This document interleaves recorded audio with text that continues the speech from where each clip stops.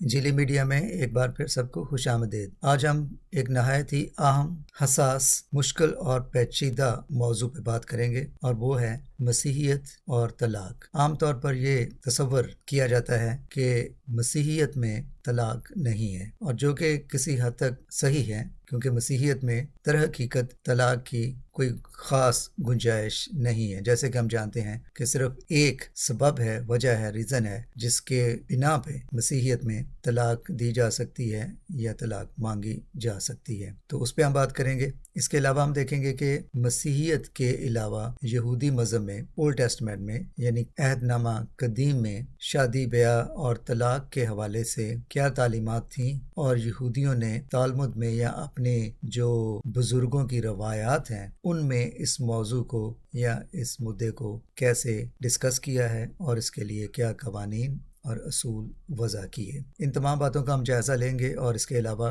یہ بھی دیکھیں گے کہ وہ اور کون سے عوامل ہیں جو اس تمام معاملے میں مزید اسے پیچیدہ بنا دیتے ہیں، بائبل کے حوالے سے، خدا یسوع مسیح کی تعلیم کے حوالے سے، اور معاشرتی جو رہن سہن کے حالات ہیں ان کے حوالے سے۔ جیسے میں نے شروع میں کہا کہ عام تصور یہی ہے کہ مسیحیت میں طلاق نہیں ہے، لیکن اس کے باوجود اگر ہم مغرب میں دیکھیں، خاص طور پہ امریکہ یا یورپ میں دیکھیں، تو مسیحیوں میں یعنی کرسچن ورلڈ میں طلاق کی شرح بہت زیادہ ہے۔ اس قدر زیادہ ہے کہ تقریباً 50% یا اس سے بھی زیادہ شادیاں طلاق پر ختم ہوتی ہیں۔ تو پھر مسیحیت میں طلاق نہ ہونے کے تصور کا کیا بنتا ہے؟ اب اس کا جواب تو سمپل یہ ہے کہ جو طلاق مسیحی ممالک میں، مغرب میں یا یورپ میں ہو رہے ہیں، ان کا تعلق مسیحیت سے نہیں۔ طلاق کی جو اس قدر بڑی پرسنٹیج مغرب میں پائی جاتی ہے، اس کی وجہ مسیحی تعلیم یا بائبل کی تعلیم نہیں ہے، بلکہ اس کے لیے وہ سول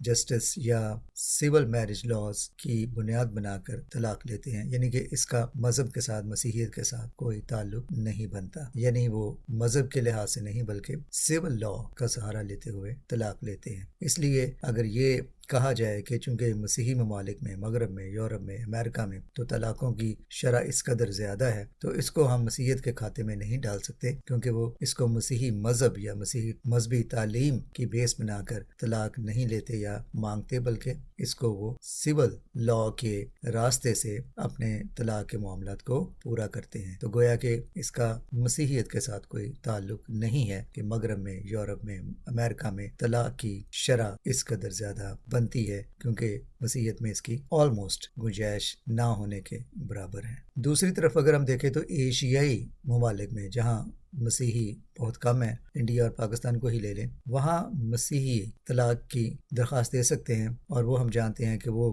اس درخواست کے لیے بھی جو شرط ہے وہ نہایت ہی کڑی ہے، کیونکہ برٹش لا بائبل بیسڈ اصول کے تحت وضع کیا گیا۔ تو آئیے ہم دیکھیں کہ بائبل مقدس اور خاص طور پر خدا یسوع مسیح کے الفاظ کی روشنی میں اور نئے عہد نامے کی تعلیم کے حوالے سے ہم شادی بیاہ اور طلاق، خاص طور پر طلاق کے معاملات کو کس طرح سے دیکھتے ہیں، اور کلام پاک ہمیں اس میں کیا رہنمائی فراہم کرتا ہے۔ سب سے پہلے تو ہم دیکھتے ہیں کہ مرکز 10 باب میں خدا یسوع مسیح کے پاس یہودی یعنی کہ خاص طور پر فریسی خدا یسوع مسیح کے پاس آئے، اور انہیں آزمانے کے لیے یعنی ٹریپ کرنے کے لیے انہوں نے خدا یسوع مسیح سے یہ سوال پوچھا۔ تو آئیے دیکھتے ہیں کہ مرکز 10 باب میں یہ سارا واقعہ کیا ہے۔ اور فریسیوں نے پاس آ کر اسے آزمانے کے لیے اس سے پوچھا، کیا یہ روا ہے کہ مرد اپنی بیوی کو چھوڑ دے؟ اب یہاں ٹھہر کر ہمیں یہ بات سمجھنی چاہیے کہ یہ سوال خدا یسوع مسیح سے کنہوں نے پوچھا اور کہاں پوچھا۔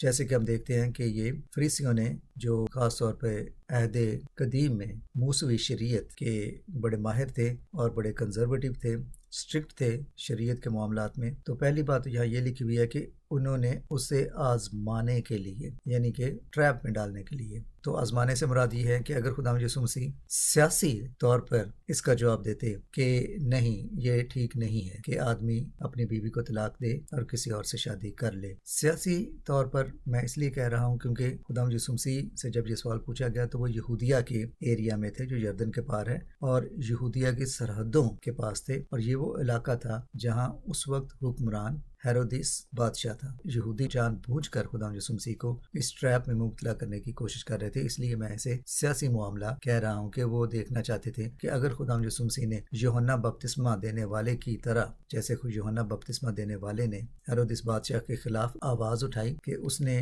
جس عورت سے شادی کی ہوئی ہے وہ ایک ناجائز شادی ہے کیونکہ وہ اس کے بھائی کی بیوی تھی، تو اس لحاظ سے وہ خدا یسوع مسیح کے لیے سیاسی محاذ پر مشکلات پیدا کر سکتے ہیں۔ دوسری طرف اگر وہ موسیٰ کی شریعت توریت کے حوالے سے کوئی ایسی بات کرتے ہیں جو اس کے برعکس ہو، تو بھی وہ خدا یسوع مسیح کے لیے مشکلات پیدا کر سکتے ہیں کہ لوگ ان پر الزام لگائیں یا لوگ ان کے خلاف ہو جائیں۔ دوسری آیت میں لکھا ہوا ہے، اور فریسیوں نے پاس آ کر اسے آزمانے کے لیے اسے پوچھا، کیا یہ روا ہے کہ مرد اپنی بیوی کو چھوڑ دے؟ اس نے جواب میں کہا کہ موسیٰ نے تم کو کیا حکم دیا ہے؟ اب خدا یسوع مسیح نے بڑی سمجھداری سے، بہت ہی دانائی سے فوراً ان کے سوال کو ان کے اوپر ہی واپس ڈال دیا کہ بتائیں موسیٰ اس کے بارے میں کیا کہتا ہے۔ تو انہوں نے کہا کہ موسیٰ نے تو اجازت دی ہے کہ طلاق نامہ لکھ کر چھوڑ دیں۔ اب یہاں طلاق نامہ لکھ کر چھوڑ دینے سے کیا مراد ہے؟ پرانے دور میں، عہد قدیم میں، یہ لازم ہوتا کہ جب آدمی اپنی بیوی کو طلاق دے تو وہ لکھ کر طلاق نامہ اس کے ہاتھ میں پکڑائے، اور اگر وہ ہاتھ میں اس کو لکھ کر وہ طلاق نامہ دے دے تو پھر وہ اس شادی سے آزاد ہوتی، اور اس لکھے ہوئے طلاق نامہ کی بنیاد پر، چونکہ وہ اب اسے آزاد ہے، وہ کسی دوسرے مرد سے شادی کر سکتی۔ تو وہ لکھا ہوا طلاق نامہ ایک ثبوت ہوتا ہے کہ وہ پہلے مرد کی شادی سے آزاد ہو چکی ہے، تو وہ اب کسی اور سے شادی کر سکتی ہے، اس لیے وہ لکھا ہوا طلاق نامہ اس کے ہاتھ میں تھما دیتا کہ میری طرف سے یہ طلاق نامہ ہے، اب تم آزاد ہو، تم جا سکتی ہو، چاہے تو کسی اور سے شادی کر لو۔ 5ویں آیت میں لکھا ہوا ہے کہ مگر یسوع نے ان سے کہا کہ اس نے تمہاری سخت دلی کے سبب سے تمہارے لیے یہ حکم لکھا تھا، لیکن شروع سے اس نے انہیں مرد اور عورت بنایا، اس لیے مرد اپنے باپ سے اور ماں سے جدا ہو کر اپنی بیوی کے ساتھ رہے گا، اور وہ اور اس کی بیوی دونوں ایک جسم ہوں گے، بس وہ دو نہیں بلکہ ایک جسم ہیں، اس لیے جسے خدا نے جوڑا ہے اسے آدمی جدا نہ کرے۔ اب یہاں خدا یسوع مسیح نے بالکل واضح کر دیا، موسیٰ نے اس لیے اجازت دی کہ تمہاری سخت دلی کے سبب سے، سخت دلی سے مراد یہاں کیا ہے کہ ان کے دلوں میں اپنی بیویوں کے لیے، اپنے خاندان کے لیے وہ محبت، وہ خلوص، وہ سچائی کا جذبہ نہ تھا جس کی بنیاد خدا نے ایک شادی، جو خداوند میں شادی ہوتی ہے، جو خدا کا مقصد ہے شادی کا کہ ہسبینڈ اور وائف کے درمیان محبت کا، پاکیزگی کا، سچائی کا رشتہ ہو۔ خدا کا نظام یہی تھا کہ ایک مرد اور ایک عورت شادی کریں، گھر بسائیں اور ان کی اولاد ہو، اور وہ خاندان خداوند میں پلے بڑھے اور پھولے پھلے۔ لیکن چونکہ تم لوگوں کی سخت دلی سے مراد یہ ہے کہ تم لوگوں نے خداوند کے اس منصوبے سے برگشتگی اختیار کی کہ عورت کو حقیر جانا، اپنی بیویوں کو حقیر جانا، اور چاہا کہ جب مرضی ان سے چھٹکارا پا لیں۔ اگر ہم دیکھیں تو متی کی انجیل میں اور لوکا کی انجیل میں بھی یہی واقعہ ہے، اور وہاں لکھا ہوا ہے کہ انہوں نے خداوند یسوع مسیح سے آ کر پوچھا کہ کیا آدمی عورت کو کسی بھی وجہ سے طلاق دے سکتا ہے؟ اور یہ اس لیے کیونکہ اس وقت خداوند یسوع مسیح کے دور میں یہ سوال اس لیے بھی پوچھا کیونکہ اس وقت دو نظریات تھے جو کشمکش کا باعث بنے ہوئے تھے۔ ایک نظریہ جو لوگ فالو کر رہے تھے اسے شیمائی نظریہ کہتے ہیں، اور جو دوسرا مکتبہ فکر تھا یا اسکول آف تھاٹ تھا وہ تھا ہلیل۔ اب جو شیمائی مکتبہ فکر یا اسکول آف تھاٹ تھا وہ یہ کہتا تھا کہ صرف عورت کی بے وفائی یعنی کہ بدکاری کی صورت میں اسے طلاق دیا جا سکتا ہے۔ اب یہاں جو یونانی لفظ استعمال ہوا ہے وہ ہے پورنیا۔ اب پورنیا وہی لفظ ہے جس سے پورنوگرافی لفظ نکلتا ہے، لیکن پورنیا جو ہے اس میں نہ صرف زنا بلکہ ہر طرح کی جنسی بے راہ روی اور جنسی گناہ شامل ہیں۔ بدکاری یا زنا کے لیے جو لفظ یونانی میں استعمال ہوا ہے بائبل مقدس میں، اوریجنل یونانی میں، وہ موقع ہے۔ چنانچہ ان دو مختلف نظریات کی روشنی میں یہودیوں میں یہ بحث جاری رہتی کہ کیا عورت کو صرف بدکاری یا زناکاری کے سبب سے ہی طلاق دی جا سکتی ہے یا کسی بھی صورت میں۔ اس وقت چونکہ یہودیوں نے اپنی طرف سے چیزوں کی تشریح اس طرح سے کی تھی کہ انہوں نے شریعت کے اصولوں کو لے کے ان کی تشریح کرتے وقت ایسے اصول وضع کر لیے تھے کہ جیسے سبت ماننے کے حوالے سے انہوں نے بہت سے ایسے اصول وضع کر لیے کہ سبت اس طرح سے بھی ٹوٹ سکتا ہے، یہ کرنے سے بھی ٹوٹ سکتا ہے، اتنا چلنا چاہیے، اس سے زیادہ چلیں گے تو بھی صبر ٹوٹ سکتا ہے۔ تو اسی طرح سے انہوں نے شادی بیاہ کے معاملات یعنی طلاق کو لے کر بھی ایک لمبی لسٹ بنا لی تھی کہ جو توریت میں لکھا ہوا ہے کہ اگر مرد عورت میں کوئی بےہودگی پائے تو وہ اسے طلاق دے سکتا ہے۔ اب یہ بےہودگی لفظ کو لے کے یہودیوں نے، فریسیوں نے، فقیہوں نے اس پہ اس قدر زیادہ اپنی طرف سے اصول وضع کر لیے کہ بےہودگی کا مطلب یہ بھی ہو سکتا ہے، وہ بھی ہو سکتا ہے، اور انہوں نے ایسے اس میں اصول وضع کر لیے جو نہایت ہی عجیب و غریب ہیں، جو ایک عورت کے لیے طلاق کا باعث بن سکتے ہیں۔ مثال کے طور پہ یہودیوں کی جو روایات کی کتاب ہے تالمود، اس کے 90A کلوز کے مطابق ایک آدمی اپنی بیوی کو صرف اس لیے بھی طلاق دے سکتا تھا کہ اگر اس نے یعنی بیوی نے کھانا پکایا ہے اور وہ کھانا جل گیا ہے یا وہ کھانا ہسبینڈ کو پسند نہیں آیا تو وہ اس کو بھی بےہودگی قرار دے کے اسے طلاق دے سکتا تھا۔ اسی لیے یہودی جب خدا یسوع مسیح کے پاس آئے تو انہوں نے پوچھا کہ کیا آدمی کسی وجہ سے بھی عورت کو طلاق دے سکتا ہے؟ تو کسی وجہ سے مراد یہی ہے کہ کوئی بھی وجہ ہو سکتی ہے، یہاں تک کہ اگر عورت کسی مرد سے گلی میں کھڑی بات کرتی اور اس کے ہسبینڈ کو یہ بات پسند نہ آتی تو بھی وہ اسے طلاق دے سکتا تھا۔ کھانا پکایا ہے، کھانا جل گیا ہے، کھانا پسند نہیں ہے تو بھی اسے طلاق دے سکتا تھا۔ یعنی معمولی سے معمولی بات پر بھی عورت کو طلاق دی جا سکتی تھی۔ اس کے علاوہ اگر عورت سے بچے پیدا نہیں ہوتے تو اصول تو یہ تھا کہ 10 سال تک انتظار کرنا چاہیے۔ 10 سال تک اگر عورت بچے کو جنم نہیں دیتی تو اسے طلاق دیا جا سکتا۔ حالانکہ آج ہم جانتے ہیں کہ سائنس نے یہ بات ثابت کر دی ہے کہ اگر اولاد نہیں ہوتی تو وہ ضروری نہیں کہ اس میں عورت کا ہی قصور ہے، مرد کا بھی ہو سکتا ہے۔ تو یہاں کہنے کا یہ مقصد ہے کہ یہودیوں نے، فریسیوں نے، فقیہوں نے بہت سے اصول ایسے وضع کر رکھے تھے اپنی روایات میں جن کی بنا پہ وہ عورت کو طلاق دے سکتے تھے۔ اس لیے جب وہ خدا یسوع مسیح کے پاس آئے تو انہوں نے پوچھا کہ کیا آدمی عورت کو کسی بھی وجہ سے طلاق دے سکتا ہے؟ اور خدا یسوع مسیح نے کہا نہیں، صرف اور صرف ایک وجہ سے، ایک سبب سے، اور وہ ہے کہ عورت میں بدکاری پائی جائے، یعنی وہ زنا کاری کرے، اپنے ہسبینڈ کے ساتھ بے وفائی کرے، تو صرف یہی وہ صورت ہے جس میں طلاق دیا جا سکتا ہے۔ اب اس کے بارے میں ہم مزید آگے بات کریں گے کہ اس معاملے کو پولس رسول نے کیسے دیکھا ہے اور وہ اس کے بارے میں کیا کہتے ہیں۔ یہاں میں ایک اور بات بھی واضح کرنا چاہتا ہوں کہ جو پریسٹ تھے ان کے لیے استثنا کی کتاب میں اور توریت میں لکھا ہوا ہے کہ وہ اپنی بیوی جسے وہ چھوڑ دیتے ہیں اسے دوبارہ شادی نہیں کر سکتے تھے۔ خاص طور پہ جو ہارون کے گھرانے سے کاہن تعلق رکھتے تھے وہ دوبارہ اس عورت سے شادی نہیں کر سکتے تھے جسے وہ ایک دفعہ چھوڑ دیں۔ دوسری طرف جو عام یہودی تھے وہ اس عورت سے دوبارہ شادی نہیں کر سکتے تھے جس نے پہلے شوہر کو چھوڑ کر دوبارہ دوسری یا تیسری شادی کی ہو، وہ دوبارہ اپنے پہلے شوہر کے پاس واپس نہیں آ سکتی تھی۔ یہودیوں میں کل تقریباً 613 اصول ہیں یا قوانین ہیں جو انہوں نے اخذ کیے ہیں توریت سے، اور وہ ان 613 قوانین یا اصولوں پہ آج بھی بڑی سختی سے پابندی کرنے کی کوشش کرتے ہیں۔ اس وقت ایک اور بھی روایت ہوتی تھی کہ یہودی اپنی بیویوں کو ایک رات کے لیے بھی طلاق دے دیتے تھے تاکہ وہ کسی دوسری عورت کے ساتھ وہ رات گزار سکیں یا وہ دن گزار سکیں، تو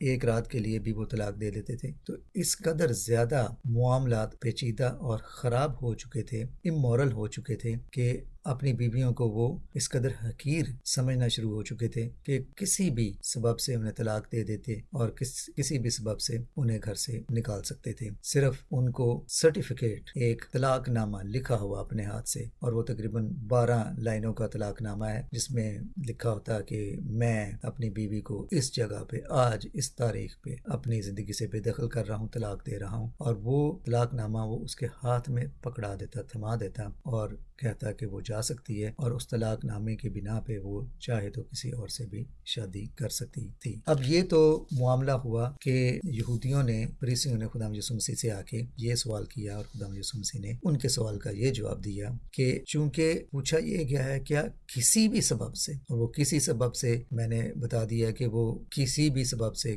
کیا مراد تھی، جلا ہوا کھانا، اب مجھے یہ عورت پسند نہیں رہی، اب مجھے یہ اچھی نہیں لگتی، اب میرے دل میں اس کے لیے محبت نہیں رہی، یا یہ ایسا کرتی ہے ویسا کرتی ہے، یہاں تک کہ وہ جو اصول انہوں نے وضع کیے ہوئے تھے اس میں یہ بھی لکھا ہوا تھا کہ اگر وہ اپنے ہسبینڈ کی کوئی پسندیدہ چیز یا ڈش یا برتن یا کوئی اور چیز گرا کے توڑ دیتی تو اس پہ بھی وہ اسے طلاق دے سکتا تھا، یعنی معمولی سے معمولی بات پہ طلاق دی جا سکتی تھی۔ لیکن خدا یسوع مسیح نے ان کے دل کے خیالات کو بھانپ لیا تھا، اس لیے انہوں نے کہا نہیں، صرف یہ وجہ ہے، کیونکہ جب عورت عورت اپنے ہسبینڈ سے، اور اس میں صرف یہی نہیں ہے کہ عورت اپنے ہسبینڈ سے، ہسبینڈ بھی اپنی بیوی سے جب بے وفائی کرتا ہے، کسی دوسری عورت کے پاس جاتا ہے یا عورت کسی دوسرے مرد کے پاس جاتی ہے، تو گویا کہ اس نے وہ قدم اٹھایا ہے جو طلاق کا سبب بن سکتا ہے۔ تو خدا یسوع مسیح نے صرف اس کو حرام کاری، بدکاری سے جوڑا کہ صرف یہ ایک وجہ ہے جس کی بنا پہ طلاق ہو سکتی ہے۔ اس وقت دو مکتبہ فکر تھے، شیمائی اور ہلیل، اور جو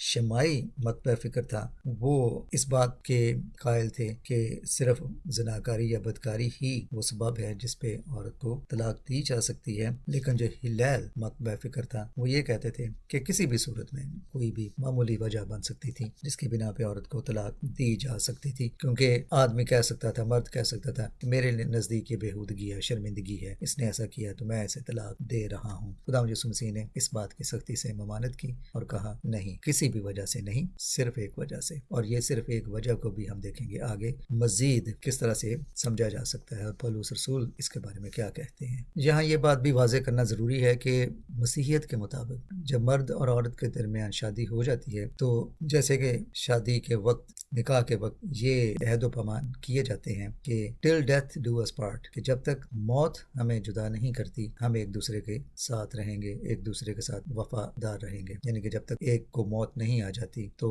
ہم ایک دوسرے کے ساتھ رہیں گے۔ یہاں یہ بات واضح کرنا ضروری ہے کہ مسیحیت میں شادی بیاہ کا جو تعلق ہے، رشتہ ہے، وہ موت تک ہی ہے، یعنی کہ دونوں پارٹنرز میں سے اگر ایک کی ڈیتھ ہو جاتی ہے تو عورت یا مرد اس بندھن سے آزاد ہو جاتے ہیں اور وہ کسی اور سے شادی کر سکتے ہیں، کیونکہ مسیحیت میں اگلے جہان میں خدا یسوع مسیح کے اقوال کے مطابق نہ شادی ہے نہ بیاہ ہے، اگلے جہان میں کوئی ایسا رشتہ نہ ہوگا، بلکہ انہوں نے فرمایا تھا کہ آسمان کی بادشاہی میں سب فرشتوں کی مانند ہوں گے۔ تو یہاں یہ بات واضح کرنا بھی ضروری ہے کہ مسیحیت میں شادی بیاہ کا بندھن، شوہر اور بیوی کا رشتہ صرف موت تک ہے، اس کے بعد نہیں۔ اسی لیے پالوس رسول نے بھی کہا ہے کہ موت کے بعد ہسبینڈ کی موت ہو جائے یا بیوی کی موت ہو تو جو دوسرا پارٹنر ہے وہ اس رشتے کے بندھن سے آزاد ہو جاتا ہے، یعنی کہ وہ چاہے تو دوسری شادی کر سکتی ہے یا کر سکتا ہے۔ اس بات کی وضاحت ہمیں رومیوں کے 7 باب میں ملتی ہے، جہاں پولس رسول فرماتے ہیں 7 باب کی دوسری آیت، چنانچہ جس عورت کا شوہر موجود ہے وہ شریعت کے موافق اپنے شوہر کی زندگی تک اس کے بند میں ہے، لیکن اگر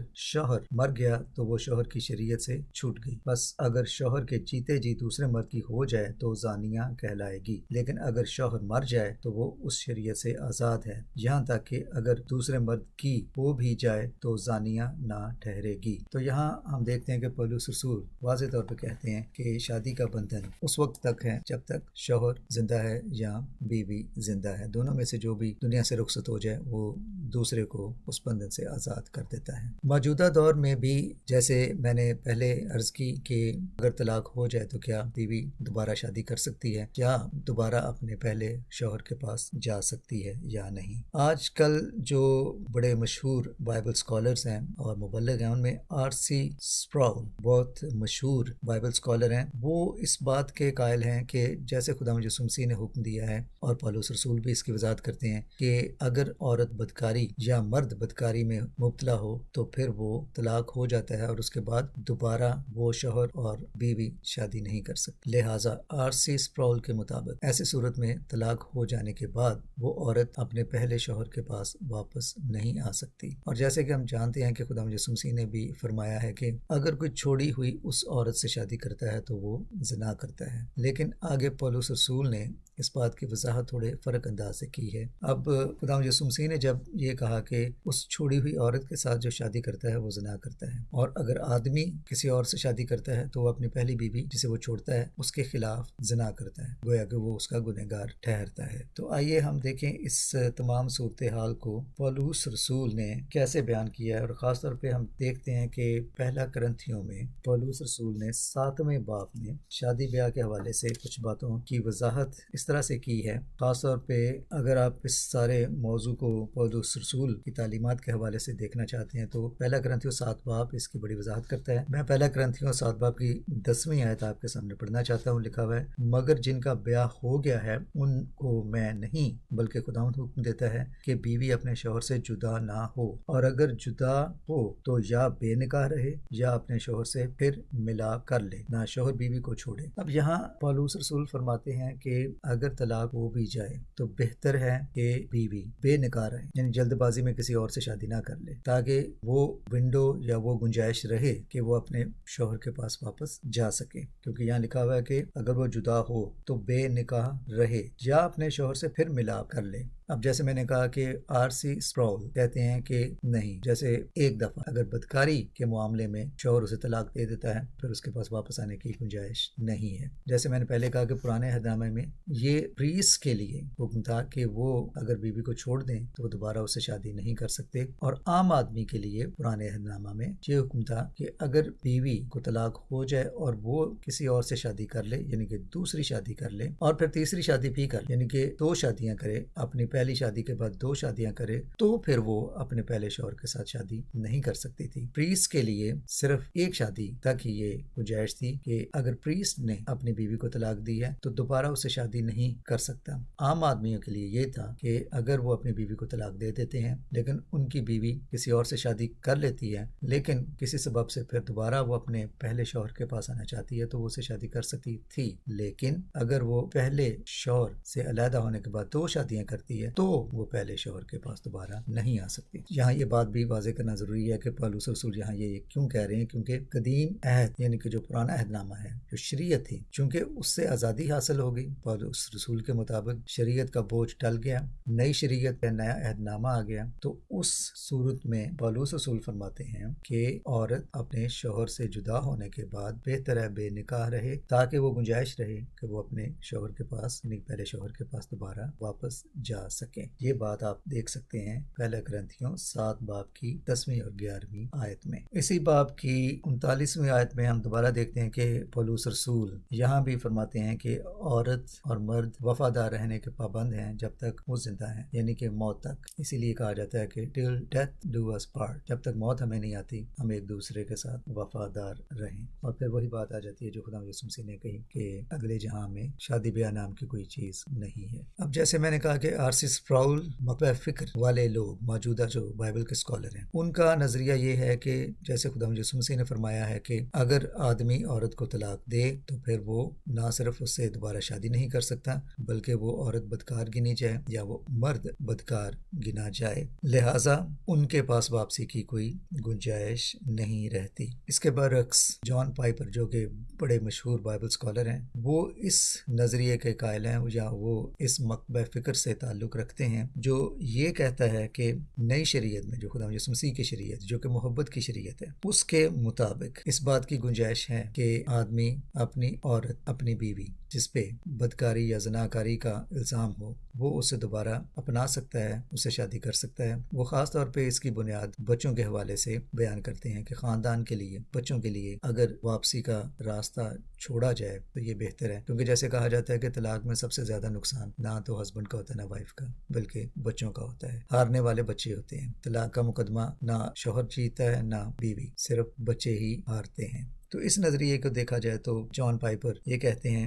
کہ اس بات کی گنجائش رہنی چاہیے مسیح کی شریعت کے مطابق، محبت کی شریعت کے مطابق جو کہ مسیح کی شریعت ہے، کہ شوہر اور بیوی جو کہ ایک جسم ہے، جنہیں خدا یسوع مسیح نے ایک جسم قرار دیا ہے، وہ اگر بدکاری جیسی صورتحال سے بھی دونوں میں سے ایک پارٹنر دوچار ہو جائے تو بھی واپسی کی گنجائش رہنی چاہیے۔ ان کے نظریے کے مطابق جو وہ چند آیات پیش کرتے ہیں، بائبل کے حوالے دیتے ہیں، وہ یہ کہتے ہیں کہ افسیوں 5 باب 28 آیت میں جیسے لکھا ہے کہ اپنی بیویوں سے اپنے بدن کی مانند محبت رکھیں۔ دوسری بات یہ ہے کہ افسیوں 5 باب 25 آیت میں لکھا ہوا ہے اپنی بیویوں سے محبت رکھ جیسے مسیح نے کلیسیا سے۔ افسیوں 5 باب 31 آیت میں لکھا ہوا ہے شوہر اور بیوی ایک جسم ہوں گے۔ اب یہاں وہ یہ حوالے اس لیے بیان کرتے ہیں کہ شادی خدا کی طرف سے ایک مقدس انسٹیٹیوشن ہے، خاندان کی اکائی ہے، اور اگر ہسبینڈ اور وائف میں سے ایک آزمائش میں پڑ بھی جائے تو انہیں معاف کرنے کی گنجائش ہونی چاہیے، بشرطے کہ غلطی کرنے والا یا گناہ کرنے والا یا کرنے والی ریپینٹنس کریں، توبہ کریں، دل سے توبہ کریں تو اسے معاف کر کے اپنا لینا چاہیے۔ اس نظریے کی وضاحت میں چند چیزیں اور بھی بیان کی جاتی ہیں۔ مثال کے طور پر یرمیہ کے صحیفے میں ہم دیکھتے ہیں کہ بار بار بنی اسرائیل قوم کو اس بے وفا بدکار عورت سے تشبیہ دی گئی ہے جو دوسرے مردوں کے پاس جاتی ہے، یعنی کہ بنی اسرائیل نے کئی بار خداوند سے برگشتگی اختیار کی اور دوسرے دیوی دیوتاؤں کے پیچھے چلے گئے۔ تو یرمیہ نبی کے صحیفے میں خدا فرماتا ہے کہ بنی اسرائیل اس بیوی کی طرح ہے جو اپنے شوہر کو چھوڑ کے دوسرے مردوں کے پیچھے چلی جاتی ہے۔ اسی طرح سے بنی اسرائیل قوم نے مجھے، جو کہ میں ان کا خدا تھا، مجھے چھوڑ کر دوسری قوموں کے پیچھے وہ چلے گئے۔ لیکن باوجود اس کے یرمیہ نبی کے صحیفے میں اس بات کو یوں بیان کیا گیا ہے کہ 3 باب کی پہلی آیت میں یہ لکھا ہوا ہے، کہتے ہیں کہ اگر کوئی مرد اپنی بیوی کو طلاق دے دے اور وہ کسی دوسرے مرد کی ہو جائے تو کیا وہ پہلا پھر اسے قبول کرے گا؟ یہ پرانے عہد نامے کا جو اصول میں پہلے بیان کیا ہے اسی کا ذکر ہے۔ 3 باب کی 12 آیت میں یہ لکھا ہے، اے برگشتہ اسرائیل واپس آ، میں تجھ پر قہر نہیں کروں گا بلکہ رحم کی نظر کروں گا، کیونکہ خداوند فرماتا ہے میں رحیم ہوں۔ 3 باب کی 13ویں آیت میں یوں لکھا ہے، صرف اپنی بدکاری کا اقرار کر کہ تو خداوند اپنے خدا سے عاصی ہو گئی، یعنی گنہگار ہو گئی اور غیروں کے ساتھ ادھر ادھر آوارہ پھری۔ خداوند فرماتا ہے تم میری آواز کے شنوا ہو اور اب برگشتہ بچوں واپس آ جاؤ۔ 14ویں آیت، کیونکہ میں خود تمہارا مالک ہوں۔ ملاکی 1 باب کی 2 آیت میں یوں لکھا ہے، خدا فرماتا ہے میں نے اسرائیل سے محبت رکھی۔ اب ان حوالوں میں خدا بنی اسرائیل قوم کو اپنی بیوی کے طور پر تشبیہ دیتے ہوئے یہ فرماتا ہے کہ اگرچہ یہ وہ بیوی ہے جو برگشتہ ہوگی، جس نے دوسرے دیوتاؤں کی پیروی کی، گویا بدکاری کی، پھر بھی میں اسے واپس قبول کرتا ہوں۔ تو جان پائپر مکتبہ فکر والے یہی کہتے ہیں کہ مسیحی شریعت نئے عہد نامے کی شریعت، محبت کی شریعت ہے، وہ اس بات کی گنجائش چھوڑتی ہے کہ اگر کوئی توبہ کر کے ریپینٹ کر کے واپس اپنے شوہر کے پاس، جیسے خدا نے بنی اسرائیل سے کہا کہ واپس آ جا میں تجھے قبول کر لوں گا، گو کہ تو نے بدکاری کی، جیسے ایک بدکار بیوی اپنے شوہر سے بے وفائی کرتی ہے، تو نے ایسا ہی کیا، لیکن پھر بھی میں تجھے قبول کرنے کے لیے تیار ہوں، واپس آ جا، اپنے گناہ کا، اپنی بدکاری کا اقرار کر، میں تجھے پھر قبول کر لوں گا۔ تو گویا اسی پیمانے پہ، اسی نظریے کے تحت شوہر اپنی بیوی کو اور بیوی اپنے شوہر کو دوبارہ قبول کر سکتی ہے۔ تاہم ملاکی کے صحیفے میں ہی ہم خدا کا ایک اور بڑا واضح حکم دیکھتے ہیں اسی حوالے سے کہ چونکہ شادی بیاہ ایک انسٹیٹیوشن ہے جو خدا نے مقرر کی، اور خدا کا مقصد کبھی بھی یہ نہ تھا کہ آدمی اور عورت کے درمیان طلاق کی نوبت آئے، بلکہ خدا کا مقصد یہی تھا کہ آدمی، جیسے لکھا ہوا ہے کہ وہ اپنی بیوی سے جڑا رہے گا اور یہ رشتہ وفاداری کا رشتہ دونوں کی موت تک یا دونوں میں سے ایک کی موت تک قائم رہے گا۔ ملاکی ہی کے صحیفے میں ہم دیکھتے ہیں، ملاکی 2 باب کی میں 14 آیت سے آگے پڑھ رہا ہوں، تو بھی تم کہتے ہو کہ سبب کیا ہے؟ سبب یہ ہے کہ خداوند تیرے اور تیری جوانی کی بیوی کے درمیان گواہ ہے، تو نے اس سے بے وفائی کی ہے، اگرچہ وہ تیری رفیق اور منکوحہ بیوی ہے، اور کیا اس نے ایک ہی کو پیدا نہیں کیا، باوجود یہ کہ اس کے پاس اور ارواح موجود تھیں، پھر کیوں ایک ہی کو پیدا کیا، یعنی کہ ایک آدمی، ایک عورت، ایک شوہر، ایک بیوی، اس لیے کہ خدا ترس نسل پیدا ہو۔ پس تم اپنے نفس سے خبردار رہو اور کوئی اپنی جوانی کی بیوی سے بے وفائی نہ کرے، کیونکہ خداوند اسرائیل کا خدا فرماتا ہے میں طلاق سے بیزار ہوں۔ اور آگے یہ بھی لکھا ہوا ہے، اور اس سے بھی جو اپنی بیوی پر ظلم کرتا ہے۔ رب الفواج فرماتا ہے اس لیے تم اپنے نفس سے خبردار رہو تاکہ بے وفائی نہ کرو۔ اب یہاں ایک اور نیا نقطہ پیدا ہو جاتا ہے جو بہت ضروری ہے، اور یہ آج کے دور میں بہت ہی اہمیت اختیار کر چکا ہے۔ بائبل مقدس کے مطابق، مسیحی تعلیم کے مطابق، عورت آدمی کو اور آدمی عورت کو صرف بدکاری، زناکاری کی بنا پر طلاق دے سکتا ہے، گو کہ پولس رسول نے اس میں بھی واپسی کی گنجائش چھوڑی ہے۔ لیکن اس میں جو سب سے بڑا ایشو کھڑا ہوتا ہے وہ یہ ہے کہ اگر آدمی اور عورت کے درمیان، خاص طور پر آدمی کی طرف سے عورت پر تشدد ہو، یعنی کہ رشتہ ابیوسیو ہو جائے، جہاں عورت کو ظلم اور ستم اور تشدد کا سامنا ہو، صبح و شام وہ اپنے ہسبینڈ کی بدسلوکی کا سامنا کرے، وہ اسے زد و کوب کرے، گالی گلوچ کرے، تو کیا ایسی صورت میں یہ رشتہ قائم رہنا چاہیے؟ کیا یہ بدکاری سے کم ہے؟ تو اس صورتحال کا جواب بھی ہم اس آیت میں دیکھتے ہیں۔ 16ویں آیت میں دوبارہ پڑھنا چاہتا ہوں، لکھا ہے، کیونکہ خداوند اسرائیل کا خدا فرماتا ہے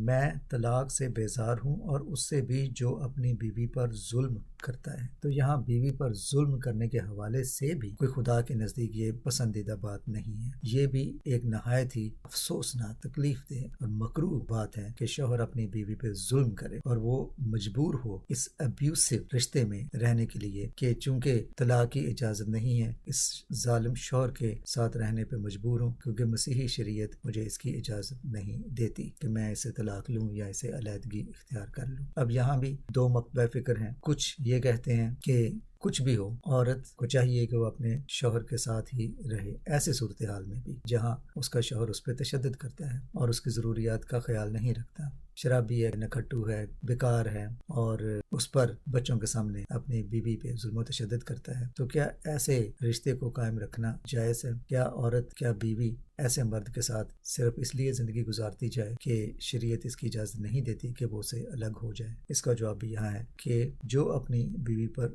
ظلم کرتا ہے، خدا کے نزدیک یہ بھی نہایت گھناؤنی اور مکروہ چیز ہے، افسوسناک چیز ہے کہ بیوی اپنے شوہر سے اس طرح کا سلوک سہے اور برداشت کرے۔ جیسے ہم نے پولس کے افسیوں کے نام لکھے ہوئے خط میں دیکھا ہے کہ وہ شوہروں کو تلقین کرتے ہیں کہ وہ اپنی بیویوں کے ساتھ نیک سلوک کریں۔ تو اگر شوہر اپنی بیوی پہ ظلم و تشدد کرتا ہے تو کیا عورت کے لیے، بیوی کے لیے واجب ہے، لازم ہے کہ وہ اس ظلم و تشدد کو سہتی رہے اور اپنے بچوں کے سامنے بے عزت ہوتی رہے، لیکن اس رشتے کو قائم رکھے کیونکہ شریعت کا تقاضا ہے؟ تو خدا کے نزدیک یہ بھی ایک بہت بڑا ظلم ہے۔ اس لیے آج کے موجودہ دور میں اس کو لے کر یہی کہا جاتا ہے کہ یہ بھی ایک بدکاری کے معاملے سے کم نہیں ہے کہ عورت بے جا اپنے شوہر کے ظلم و ستم سہتی رہے لیکن اسے جدا نہ ہو صرف اس لیے کہ شریعت اس کی اجازت نہیں دیتی۔ یہ بہت سوچنے کی بات ہے اور یہاں پاسٹرز کا رول بہت ضروری ہے کہ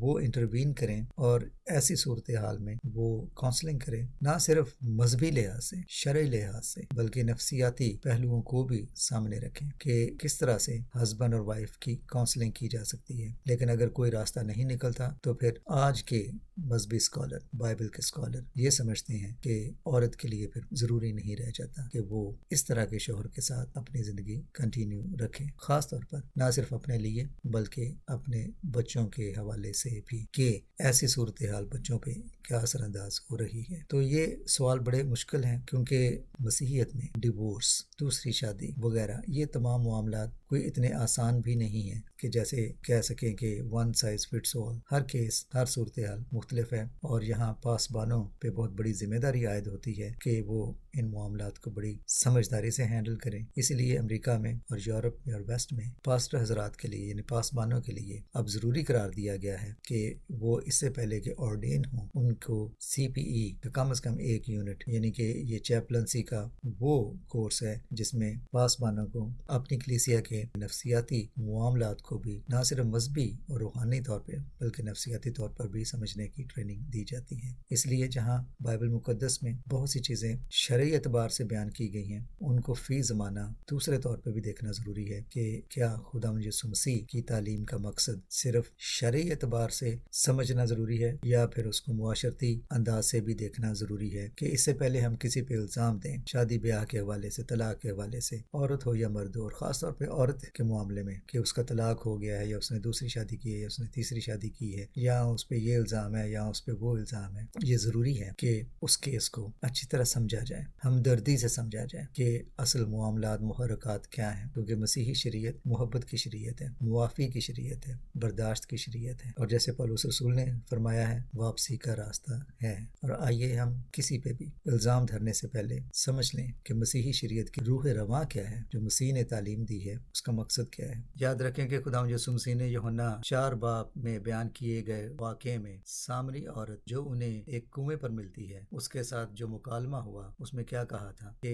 جب انہوں نے اس سے پوچھا تیرا شوہر کہاں ہے تو اس نے کہا کہ میں کوئی شوہر نہیں رکھتی۔ خداوند یسوع مسیح نے کہا تھا کہ تو نے سچ کہا، اور پھر یوحنا 4 باب کی 18ویں آیت میں خداوند یسوع مسیح اس عورت سے مخاطب ہو کر فرماتے ہیں تو نے خوب کہا کہ میں بے شوہر ہوں کیونکہ تو 5 شوہر کر چکی ہے اور جس کے پاس تو اب ہے وہ تیرا شوہر نہیں ہے، تو نے یہ سچ کہا۔ اب ہم جانتے ہیں کہ اس واقعے میں آگے کیا ہوتا ہے۔ کیا خداوند یسوع مسیح نے اس عورت کو 5 شوہر رکھنے کے حوالے سے بدکار عورت کہہ کے وہاں سے چلے جانے کو کہا؟ کیا اسے الزام دیا؟ کیا اسے کہا کہ اے بدکار عورت مجھ سے دور چلی جا، تم مجھ سے بات بھی کیوں کر رہی ہے؟ خدا یسوع نے ایسا نہیں کہا، بلکہ جیسے ہم دیکھتے ہیں کہ یہ عورت واپس شہر گئی اور اس نے خدا یسوع کے بارے دوسروں کو بھی بتایا۔ اس کے علاوہ ہم مریم مگدلینی کے حوالے سے بھی جانتے ہیں، خدا یسوع نے اس کو بھی معافی اور نجات کا راستہ دکھایا۔ اس کے علاوہ ہم جانتے ہیں ایک اور واقعہ جہاں خدا یسوع کے سامنے یہودی اور فریسی ایک عورت کو لے کے آتے ہیں جو زنا میں پکڑی جاتی ہے، اور وہ خدا یسوع کے سامنے اسے پیش کرتے ہیں اور کہتے ہیں کہ اس کے ساتھ کیا سلوک کیا جائے،